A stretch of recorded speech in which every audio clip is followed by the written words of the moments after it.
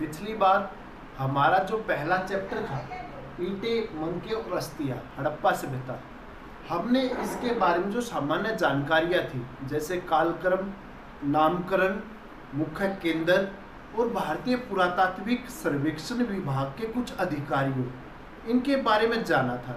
तो आज हम उससे आगे चलते हैं। हड़प्पा सभ्यता के जो नागरिक थे उनका जीवन किस तरह का था, उनका सामाजिक जीवन क्या था, उनका राजनीतिक जीवन क्या था, उनका धार्मिक और आर्थिक जीवन किस तरह का था।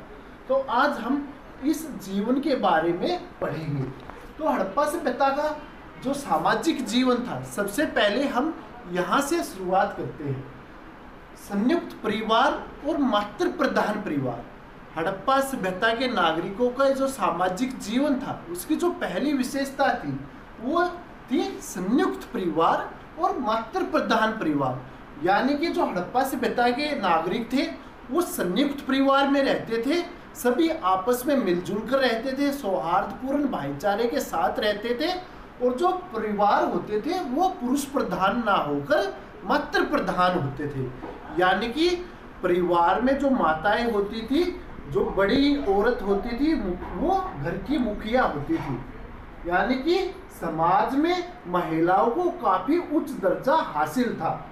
दूसरी जो विशेषता थी सामाजिक जीवन की वो थी सामाजिक कार्यों पर समाज का वर्गीकरण। यानी कि उस समय जो समाज बटा हुआ था विभिन्न जातियों में, विभिन्न वर्णों में, उसका आधार जन्म नहीं बल्कि सामाजिक कार्य थे। यानी कि उस समाज में जो भी नागरिक जिस तरह का कार्य करता था वो उसी वर्ण में शामिल हो जाता था। जैसे चमड़े का काम करने वाले चर्मकार कहलाए, सोने आभूषणों का काम करने वाले स्वर्णकार कहलाए, मिट्टी के बर्तन मृत भांड जो बनाते थे वो कुम्हार कहलाए। यानी कि सामाजिक जो वर्गीकरण था उसका आधार जन्म नहीं बल्कि सामाजिक कार्य थे जिनको वो पूरा करते थे। अगली जो विशेषता है सामाजिक जीवन की वो है खान पान।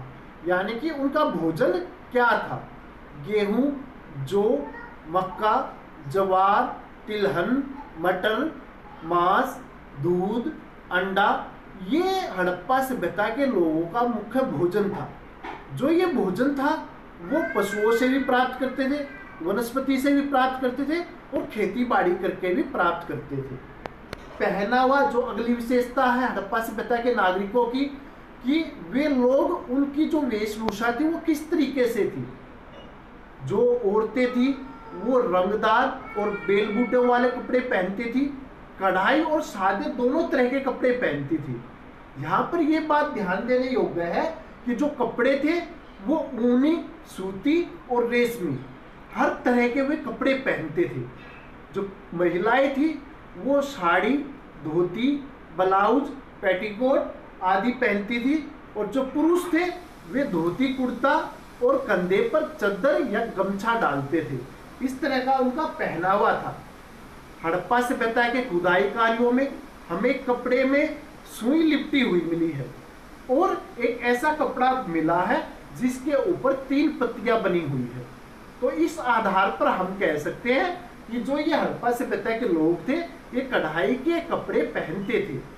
आभूषण, हड़प्पा सभ्यता के जो नागरिक थे, स्त्री हो या पुरुष, दोनों ही बड़े चाव के साथ आभूषणों को पहनते थे। इनके जो आभूषण हैं वो सेलखड़ी पत्थर, फ्योन्स, शंख, सोना, चांदी, लकड़ी इत्यादि के बने हुए होते थे। जो महिलाएं थी वे अंगूठी, कुंडल, चूड़ियाँ, बालियाँ इत्यादि पहनती थी और जो पुरुष थे वे कुंडल, कड़े और अंगूठियाँ पहनते थे। यहाँ पर आभूषणों में सामाजिक वर्गीकरण का भी पता लगता है।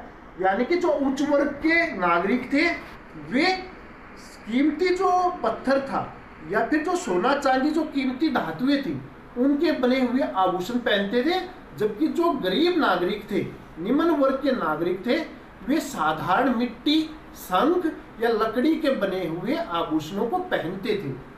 अब हम हड़प्पा सभ्यता के नागरिकों का जो धार्मिक जीवन था उसके बारे में जानेंगे। हड़प्पा सभ्यता के जो लोग थे वो पूरी तरह धार्मिक कर्मकांडों में विश्वास रखते थे। जो हड़प्पा सभ्यता के लोग थे वे पशुपति यानी कि शिव की पूजा करते थे।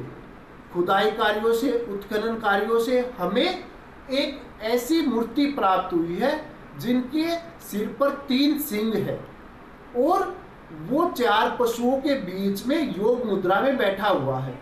उनके पैरों के नीचे हिरण है।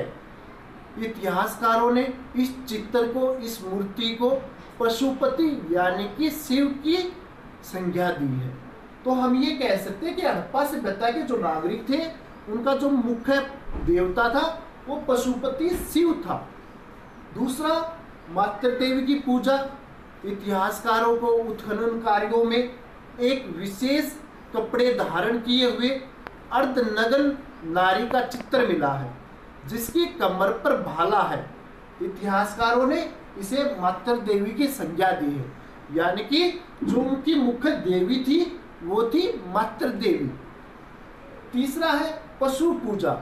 जो हड़प्पा सभ्यता के नागरिक थे वो पशुओं की भी पूजा करते थे। जो कुबड़ा बैल था वो उनका मुख्य पूजनीय पशु था। जो हमें हड़प्पा सभ्यता के उत्खनन कार्यों से शिल्पें और मोहरें मिली है उन पर काफी मात्रा में नाग के चित्र भी मिले हैं, जिससे हम ये कह सकते हैं कि नाग की पूजा भी ये लोग करते थे। दूसरी तरफ इनके जो देवताओं के चित्र मिले हैं वो आधे ऐसे मिले हैं जिनका आधा शरीर मानव का है और आधा शरीर पशु का है। यानी कि हम ये कह सकते हैं इन चित्रों का अध्ययन करके ये लोग बड़े पैमाने पर पशुओं की पूजा करते थे। अगला जो विशेषता है धार्मिक जीवन की वो है पुनर्जन्म में विश्वास। हड़प्पा सभ्यता के जो नागरिक थे वो पुनर्जन्म में विश्वास रखते थे। और ऐसा हम किस आधार पर कह सकते हैं? वो आधार है जो में हड़प्पा सभ्यता की गर्तें मिली है, जो कब्रें मिली है, वहां पर उन गर्तों में मानव का जो शरीर रखा जाता था, डेड बॉडी रखी जाती थी, उनके साथ दैनिक जीवन में काम आने वाला कुछ सामान भी प्राप्त हुआ है, जिससे हम ये कह सकते हैं ये जो लोग थे ये पूरी तरह पुनर्जन्म में विश्वास रखते थे।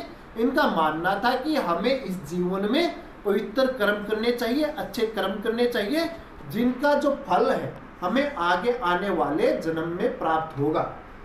अगली जो विशेषता है हड़प्पा सभ्यता के लोगों की वो हम लेते हैं आर्थिक जीवन।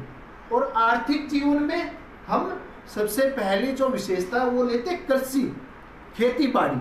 जैसा कि हमने पहले पढ़ा था कि हड़प्पा सभ्यता के जो नागरिक थे वो खेती बाड़ी करना जानते थे। जो खेती करते थे ये जौ, गेहूं, ज्वार, बाजरा, तिलहन, मटर इत्यादि इनकी मुख्य फसलें थी। सिंचाई के लिए जो सुरतुगई अफगानिस्तान में केंद्र मिला है वहाँ से हमें नहरों के अवशेष भी प्राप्त हुए हैं। कुएं भी बना रखे थे इन लोगों ने सिंचाई करने के लिए, और बारिश के पानी पर भी ये पूरी तरह अपने सिंचाई के लिए निर्भर करते थे। खेती बाड़ी के कार्यों में पशुओं की सहायता ली जाती थी। दूसरी जो विशेषता थी आर्थिक जीवन की वो है पशुपालन। जैसा कि हमने पहले पढ़ा ये जो लोग थे पशुओं को पालना जानते थे। इनके जो मुख्य पशु थे वे थे गाय, भेड़, बकरी, सूअर, कुत्ता इत्यादि। लेकिन यहाँ पर यह बात ध्यान रखने योग्य है कि ये जो लोग थे घोड़े से अनभिज्ञ थे। घोड़े के साक्ष्य हमें कहीं से प्राप्त नहीं होते। ये जो पशुओं को पालते थे ये दूध, मांस और खेती के कार्यों में प्रयोग करने के लिए पालते थे। यानी कि कुछ पशु ऐसे थे जिनसे ये खेती के कार्य करते थे, कुछ पशु ऐसे थे जिनसे ये दूध प्राप्त करते थे, और कुछ पशु ऐसे थे जिनसे ये लोग ऊन प्राप्त करते थे। अगली जो विशेषता है वो है व्यापार। ये जो लोग हैं हड़प्पा सभ्यता के ये व्यापारिक गतिविधियों में भी संलग्न थे। जो हड़प्पा सभ्यता के समकालीन सभ्यताएं हैं मेसोपोटामिया, सुमेरिया, बेबीलोन और असीरिया की सभ्यता, वहां से इन लोगों का व्यापारिक संबंध स्थापित था। वहां पर और यहाँ पर हमें एक दूसरे केंद्रों के काफी बड़ी मात्रा में अवशेष प्राप्त हुए हैं।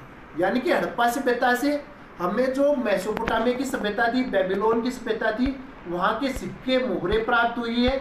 और वहाँ पर हड़प्पा सभ्यता कालीन जो सिक्के थे, मोहरे थी, जो सामान था वो प्राप्त हुआ, जिस आधार पर हम ये कह सकते हैं कि ये लोग व्यापारिक गतिविधियों में भी लगे हुए थे। व्यापार जल और थल दोनों माध्यमों से किया जाता था और वस्तु विनिमय के माध्यम से होता था। कुछ व्यापारिक गतिविधियों के बदले ये पैसा भी लेते थे, क्योंकि मोहरों के साक्ष्य प्राप्त हुए हैं। अगली जो जीवन की विशेषता है वो है राजनीतिक जीवन। किन लोगों का जो राजनीतिक जीवन है वो किस तरीके से था। हालांकि जो अवशेषों की खुदाई हो, जो अवशेष मिले खुदाई कार्यों में हमें, हम ये नहीं कह सकते कि वहाँ से हमारे को राजनीतिक जीवन से संबंधित कोई भी ऐसा अवशेष प्राप्त नहीं हुआ है जिसके आधार पर हम ये कह सकते हैं कि वहाँ पर राजनीतिक इकाई नाम की कोई चीज थी। लेकिन इतिहासकारों को खुदाई कार्यों में एक पुरोहित राजा की तस्वीर मिली है जो योग मुद्रा में बैठा हुआ है। तो इस आधार पर हम ये कह सकते हैं कि वहाँ पर राजनीतिक इकाई थी, संगठन था। दूसरा, कि जो ये सभ्यता थी ये पूरी तरह एक सुनियोजित और व्यवस्थित ढंग से बनाई गई थी। यहाँ की जो नालियों की व्यवस्था थी, जो गलियों की व्यवस्था थी, जो भवनों के आकार थे, जो भवनों का एक समान संरचना थी, उसके आधार पर हम ये कह सकते हैं कि वहाँ पर राजनीतिक इकाई थी, शासक था। क्योंकि बिना एक सशक्त और सफल शासक के बिना ऐसी उम्मीद करना